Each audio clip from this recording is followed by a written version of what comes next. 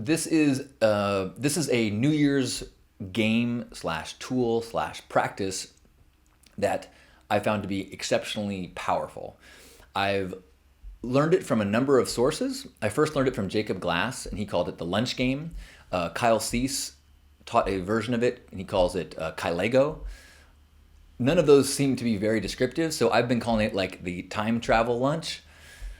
And how you play is you meet up with somebody, someone that you know. You can even say, hey, I did it at some Christmas parties, like, hey, you guys want to play a game with me? This is how we play.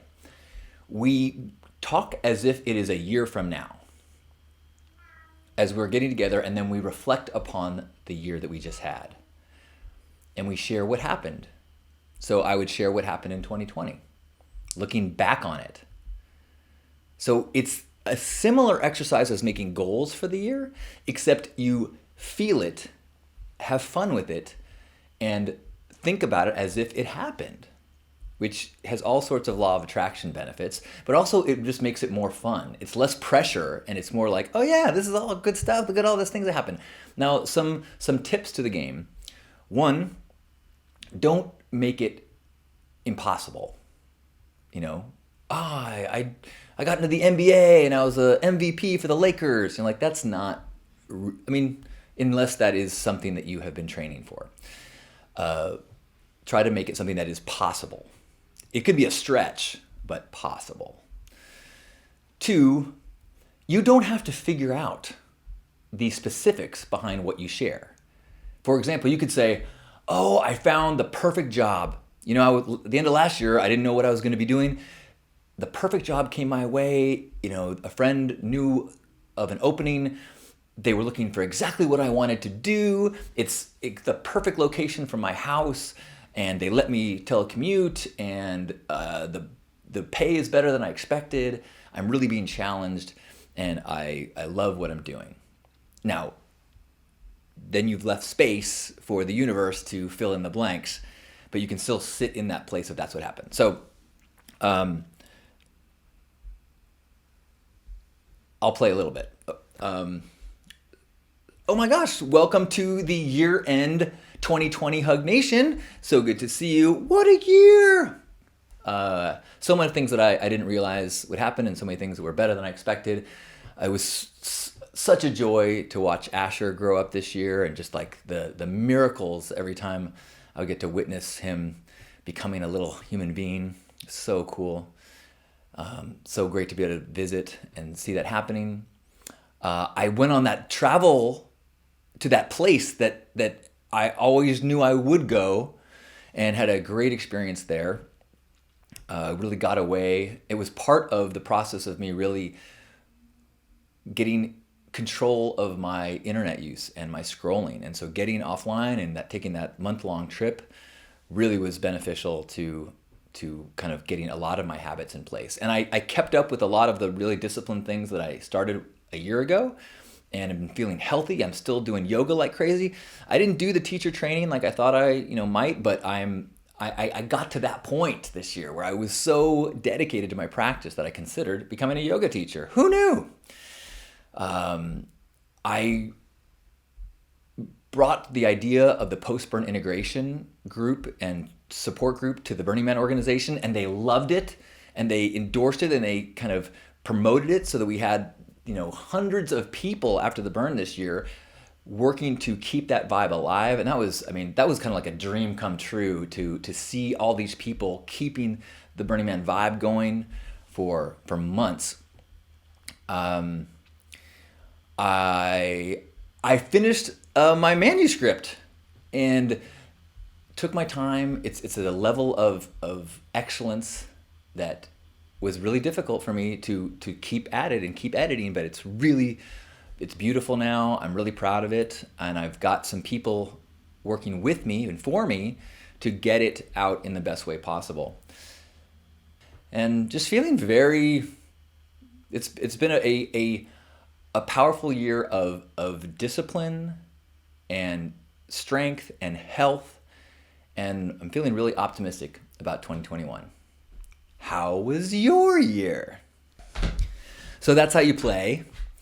And You can play over and over and over again. You can play for a long period of time. You can also play with people and ask questions back and forth. You go, "Oh, really? So, where did you go traveling?" And you can sit with it and go, "I went to India," and or you can go, "I don't. You know what? I went to the perfect place." So you don't have to answer it, but you might take the questions as a way to kind of think deeper into the scenarios. The goal is to have fun and make it feel good and have positive, good feelings wrapped around your goals for the new year. As opposed to a list of New Year's resolutions that for me are often wrapped in kind of motivation and guilt and like kind of pushing me into those places that doesn't have the same resonance of joy that I think it can when you look back at the wonderful things that have happened. So give it a try and let me know how it goes. Again, props to Jacob Glass and Kyle Cease, who are people that I have taught that game in the past. There's also versions of it with varying degrees of time. You can play with 6 months, you can play with 10 years. Personally, I can never imagine beyond the next Burning Man. So 1 year is a big time traveling for me. Happy holidays.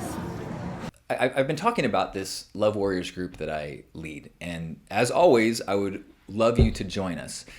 We meet on Sundays and have a Zoom call, and then there's a private Facebook group where we share the things that we're going through and the exercises that we do throughout the week.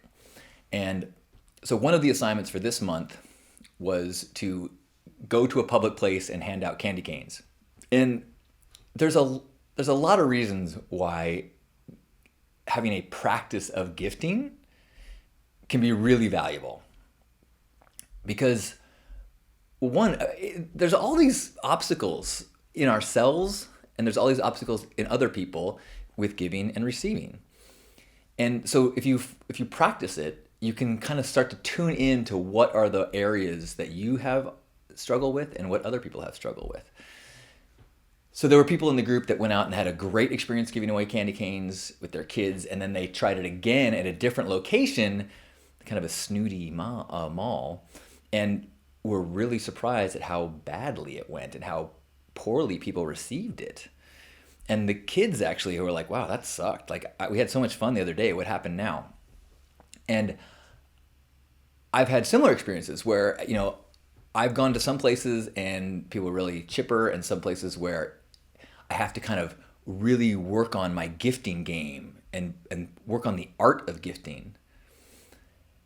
But the cool thing is when you work on the art of gifting, you can make something that is not traditionally valuable, like a candy cane, become a significant, energetic interaction. Obviously, if I give someone $100 on the street, they're going to be like, "Whoa, that was awesome," and tell their friends. But if I can find a way to give someone a candy cane and then them go home and tell their friends, that's where we want to be. That's where we want to be practicing our gifting ninja skills.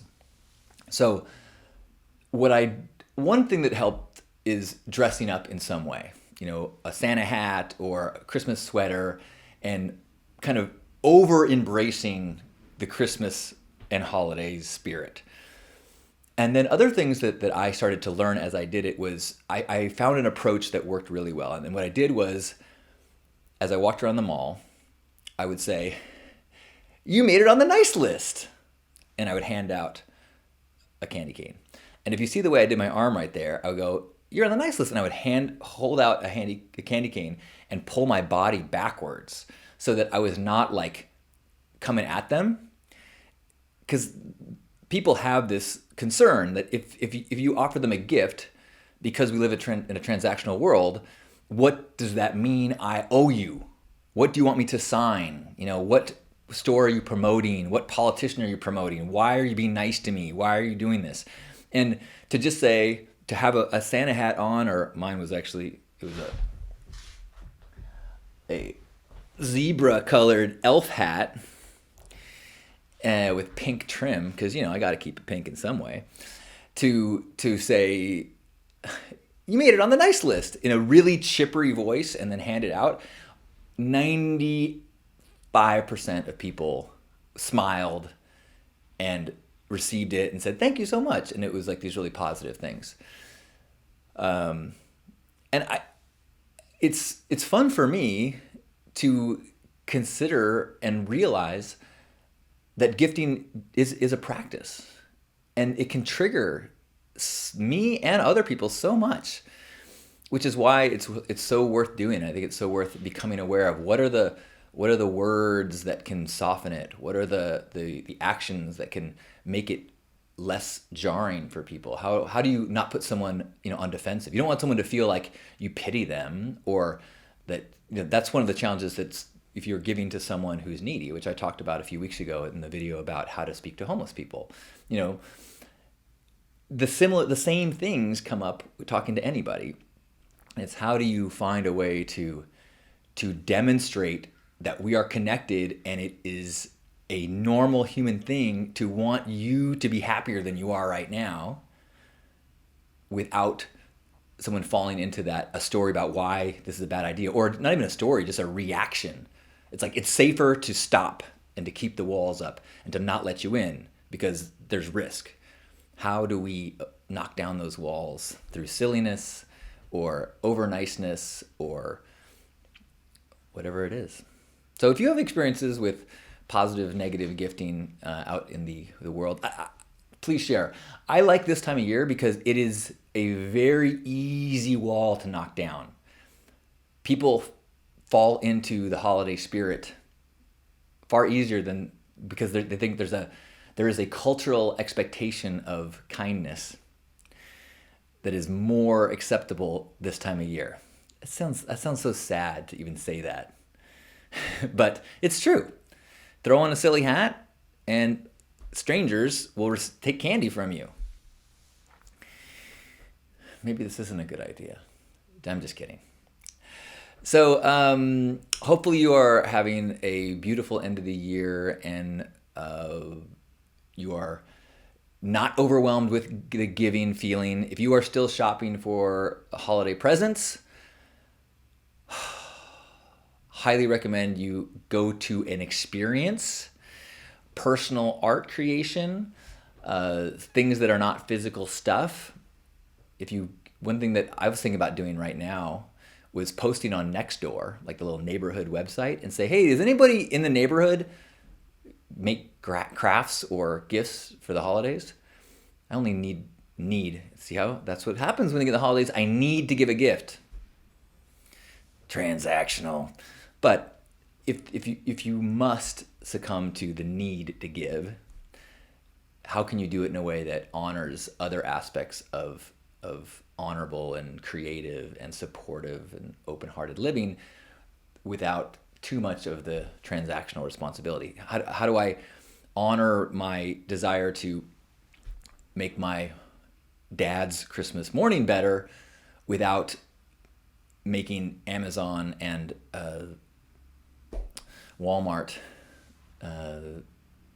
the true benefactors of the act? Sally sharing her gift giving plans. She says, I gift often. I always ask people, would you like a gift? Sometimes people say no thank you, and that's fine. I love it when people accept, though. I'm interested, I wonder if there's different locations, different places. I know that if someone said, would you like a gift to me, even if they say it at Burning Man, I do not say, probably, it depends what it is. Because I have had differing opinions as to whether something was a gift or not. For example, the gentleman who gave me garlic-infused vodka, which did not treat me well and made me have breath so bad that it made myself nauseous. Not to mention, totally cock-blocked me with the playa date that I was on. But maybe that's too much information. Okay, thank you for joining me today. Thank you for letting me celebrate the amazing role model of Ram Dass as a way to live our lives, to question who we are, to embrace who we are, to allow who we are, and in doing so, be a gift to the world. May we all find our gifts and share them with such beauty. And may we all walk each other home. I love you. Thank you for watching. Please like and subscribe, and let's work together. Be a part of my Love Warriors group you can join through my Patreon page, or want to go deep? Another group of the Pink Path is starting soon.